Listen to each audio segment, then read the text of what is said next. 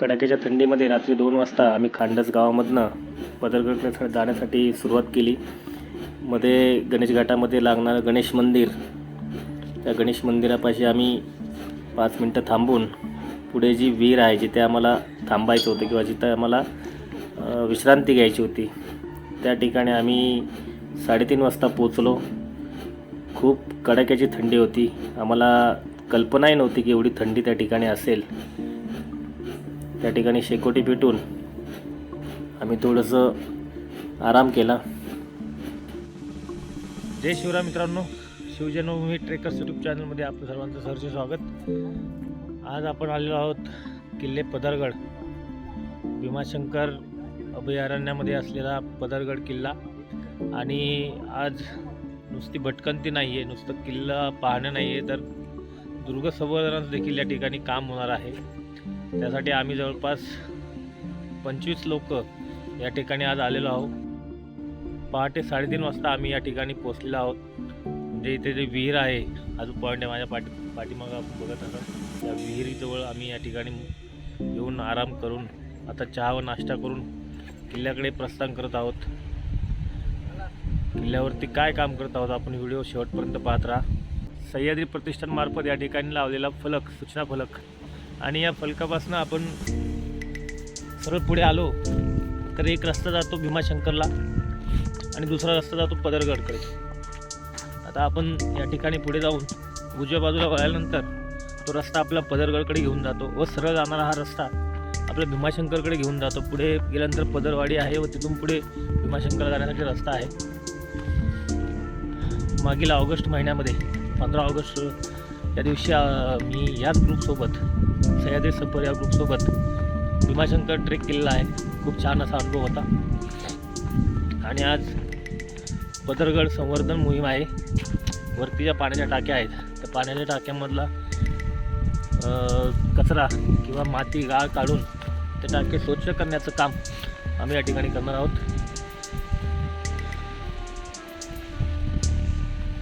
भीमाशंकर अभयारण्य खूप प्रसिद्ध असं अभयारण्य आहे. घनदाट जंगल आहे आणि या ठिकाणी भूलभुलैया देखील खूप मोठ्या प्रमाणात आहे. आपल्याला जर रस्ता माहीत नसेल तर आपण नक्की या ठिकाणी चुकू शकतो. बऱ्याच ठिकाणी चालत असताना तुम्हाला असे छोटे छोटे बोर्ड किंवा मार्गदर्शिका लावलेले दिसतील. त्यांना फॉलो करत आपण रस्त्याने चालत गेलो तर आपण योग्य ठिकाणी पोहोचल्याशिवाय राहणार नाही. अन्यथा आपण जर या जंगलामध्ये चुकलो तर आपण किती वेळ भटकत राहाल याचा अंदाज सांगूच शकत नाही. एवढं घनदाट असं हे जंगल आहे आणि प्रत्येक रस्ता तुम्हाला एकसारखाच वाटेल. सकाळचे 7 वाजलेले आहेत.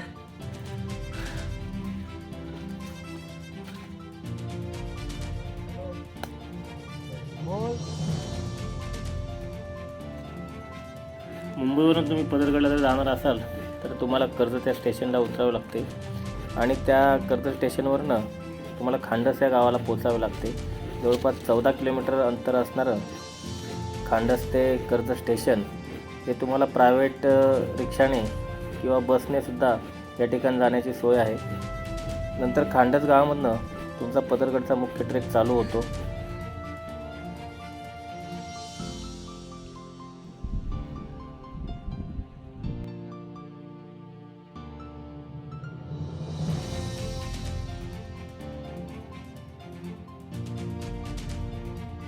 ते पाऊण तास चालल्यानंतर आपण एका चिंचोळ्या बोळापाशी येतो.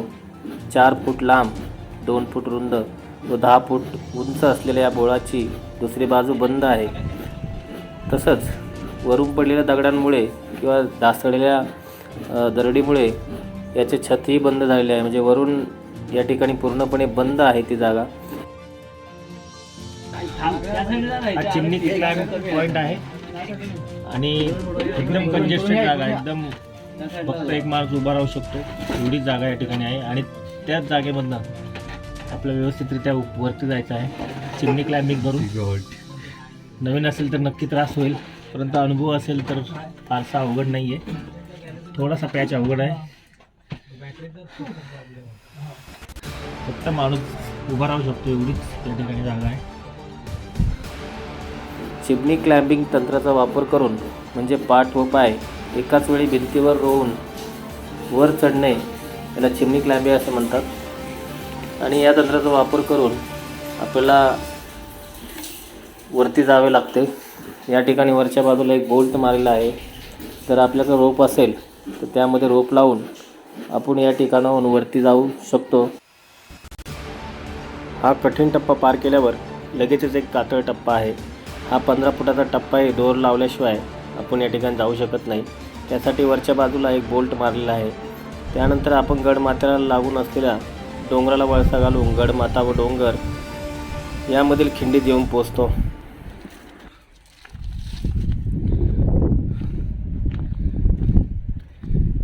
बाजूला आपण पाहिलं खोल अशी दरी आहे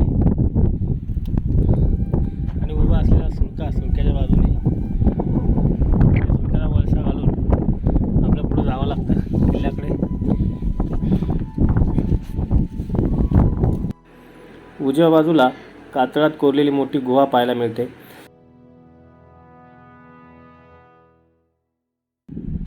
पदरगडवरली ही पहिली गुफा आहे। या ठिकाणी काही लोक येऊन मुक्काम सुद्धा करतात। या ठिकाणी जेवणासाठी त्यांनी चुली बनवल्या आहेत। राहण्याची चांगली सोय या ठिकाणी होऊ शकते। एकूण या किल्ल्यावरती 2 गुफा आहेत, त्यापैकी ही पहिली गुफा। या दोन्ही गुहांची तोंड वेगवेगळ्या दिशेला आहेत, तसेच त्या वेगवेगळ्या उंचीवर देखील असल्यामुळे गुहांमधून गणेश घाटावर व आजूबाजूच्या प्रदेशावर दूरपर्यंत लक्ष ठेवणे सहज शक्य होते। गडमाथा आणि डोंगर यामधील खिंडीतून गडमाथ्यावर जाण्यासाठी दगडात कोरलेल्या पायऱ्यांचा मार्ग आहे, पण यातील 5 फूट उंचीपर्यंतच्या सर्व पायऱ्या नष्ट झाल्या आहेत। या अडचणीच्या ठिकाणी असलेल्या झाडाचा आधार घेऊन हा भाग पार करावा लागतो। पुढे 5-6 पायऱ्या चढून गेल्यावर वाट काटकोनात वळते। त्या ठिकाणी एका बाजूस कातळकडा व दुसऱ्या बाजूस खोल अशी दरी आहे। कातळकड्याला लागून बांधीव 10-12 पायऱ्या आहेत। या पायऱ्या चढून गेल्यावर आपला गडमाथ्यावर खऱ्या अर्थाने प्रवेश होतो।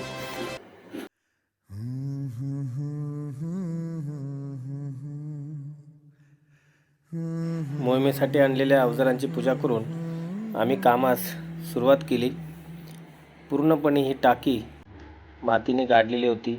बरेचसे मोठमोठे दगड कातळातले पडलेले या ठिकाणी होते। त्यासाठी जवळपास आम्ही 24-25 लोक या मोहिमेसाठी खास आलेलो आहोत। आणि त्याचबरोबर गडभ्रमंतीसुद्धा अशी दोन्ही कामं होतील या उद्देशाने खरं तर मी आज पदरगडवरती आलेलो आहोत। बऱ्याच दिवसांची इच्छा पदरगडवरती येण्याची होती आणि योगायोगानं सफर सह्याद्री या ग्रुपसोबत आज येण्याचा मला योग आला।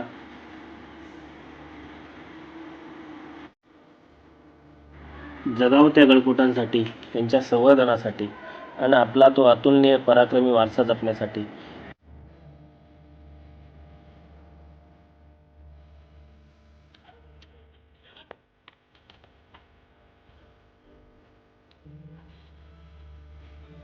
मित्रांनो, आयुष्य खूप मोठं नावाजलेलं नसलं तरी चालेल, पण छत्रपती शिवाजी महाराजांच्या आणि आपल्या बापदादांच्या पराक्रमाची अतुलनीय गाथा सांगणाऱ्या या गडकोटांच्या संवर्धन कार्यासाठी खर्ची करण्यातच उपयोगी पडलेलं असावं अशी तीव्र इच्छा छत्रपतींच्या चरणी व्यक्त करतो। हे गडकोट टिकले तरच इतिहास पुढच्या पिढीला भरभरून सांगता येईल। सध्याचे दिवस गडकोटांसाठी वाईट आहेत म्हणून काय झालं? या दुर्ग संवर्धन कार्याच्या माध्यमातून गडकोटाचे संवर्धन आपण सर्व दुर्गसेवक ताकदीने आणि उमेदीने करू, म्हणजे या पवित्र गडकोटांसाठी चांगले दिवस नक्कीच येतील। पदरगड हा किल्ला कोणी व केव्हा बांधला याविषयी इतिहासामध्ये फारशी माहिती उपलब्ध नाही, परंतु या किल्ल्याचा उल्लेख औरंगजेबाने पेठचा किल्ला घेण्यासाठी म्हणजे आत्ताचा कोथळीगड घेण्यासाठी प्रयत्नांचा एक भाग म्हणून आजूबाजूचे किल्ले घेतले होते। त्यावेळी पदरगड व तुंगी हे पुरातन किल्ले टेळणीसाठी त्यांनी पुन्हा डागडुजी करून पुन्हा बांधून घेतले होते। एवढीच याविषयी माहिती इतिहासामध्ये उपलब्ध आहे। या ठिकाणावरनं आपला कोथळीगडचा जो टॉप व्ह्यू आहे, तो टॉप व्ह्यू या ठिकाणावरून आपल्याला दिसतो। कोथळीगडचा टॉप व्ह्यू आहे। समोर दिसणारी एक पदरवाडी आणि या पदरवाडीपासून पुढे जो रस्ता जातो याच्या पलीकडे भीमाशंकर आहे आणि हीच वाट आहे भीमाशंकरला जाण्याची पदरवाडीवरनं. गडमाथा हा 2 भागात विभागलेला आहे. पहिल्या भागात छोटे पठार असून त्यावर कातळात कोरलेल्या 3 पाण्याच्या टाक्या आहेत. या भागात वास्तूचे 2 चौतरे पाहायला आपल्याला मिळतात. गडमाथ्याचा दुसरा भाग व पहिला भाग चिंचोळ्या भागाने जोडलेला आहे. गडमाथ्याच्या दुसऱ्या भागात एकमेकांशी अलग असलेले असे 2 कातळाचे सुळके आहेत. त्यांना कलावंतनीचा महाल या नावाने ओळखले जाते. पठारावरून सुळक्याकडे जाताना एक जागी मंदिराचे अवशेष आपल्याला दिसतात. त्या ठिकाणी ओम असलेला एक झेंडा लावलेला आहे. कदाचित या ठिकाणी महादेवाचं मंदिर असावं असा माझा अंदाज आहे, परंतु त्याविषयी फारशी माझ्याकडे माहिती नाही आहे. पहिल्या सुळक्यापासनं दुसऱ्या सुळक्याकडे जाण्यासाठी जी वाट आहे, जो रस्ता आहे तो निसरडा आहे किंवा या सुळक्याच्या एकदम पायथ्यापासून दरीला चिटकून असा रस्ता आहे. त्यामुळे या ठिकाणी चालताना अतिशय काळजीपूर्वक चालावं आणि काही अंतरावरती गेल्यानंतर आपल्याला दुसरी गुहा लागते. या ठिकाणी एक किल्ल्यावरची दुसरी गुफा आहे. ही दुसरी गुफा आहे.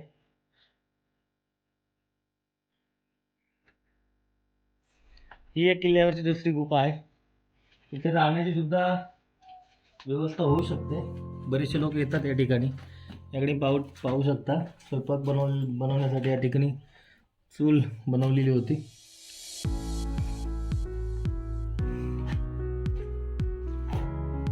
खूप छान असं कोरीवकाम या ठिकाणी केलेलं आहे आणि गुफा तयार केलेली आहे. पदरगड किल्ला खांडस या गावावरनं तुम्हाला यावं लागतं. बेस विलेज खांडस गाव आहे आणि खांडस गावामधून वर आल्यानंतर गणेश घाट मार्गे या ठिकाणी यावं लागतं. खरं तर या किल्ल्याची निर्मिती या गणेश घाटाच्या संरक्षणासाठी किंवा निरीक्षणासाठी नजर ठेवण्यासाठी केलेली होती आणि हा एक रक्षक किंवा पहारेकरी म्हणून हा पदरगड त्यावेळी काम करत होता. एक टेहळणी बुरुज म्हटलं तरी हरकत नाही. असे या किल्ल्याविषयी माहिती आहे आणि 2200 फूट उंच असा हा पदरगड आहे. आणि हा पदरगड तुम्ही जर भीमाशंकरला जात असाल पदरवाडीवरनं पुढे तर त्या ठिकाणावरनं जर तुम्ही पाहिला पदरगड तर तुम्हाला हे जे 2 सुळके आहेत, हा एक शंकराची पिंड, शिवलिंग आणि त्यासमोर बसलेला नंदी असा भास तुम्हाला त्या ठिकाणी होतो.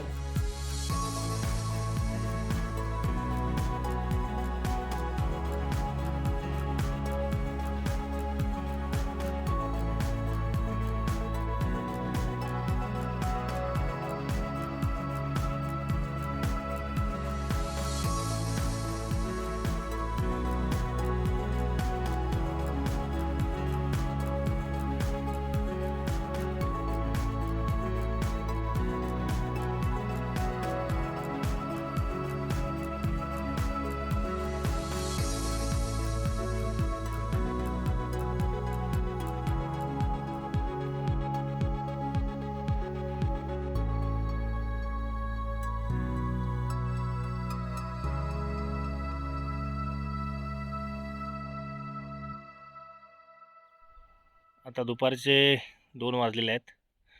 वेळसुद्धा पुरेशी झालेला, भूक लागलेली आहे. रात्री बिलकुलसुद्धा झोप झाली नाही. भरपूर थंडी होती. त्यामुळे काम बंद करून आता आम्ही परतीच्या प्रवासाला लागलेलो आहोत. आपल्याला हा व्हिडिओ कसा वाटला आपण जरूर कळवा आणि आपण या चॅनलवरती नवीन असाल तर लाईक, शेअर आणि सबस्क्राईब करायला विसरू नका.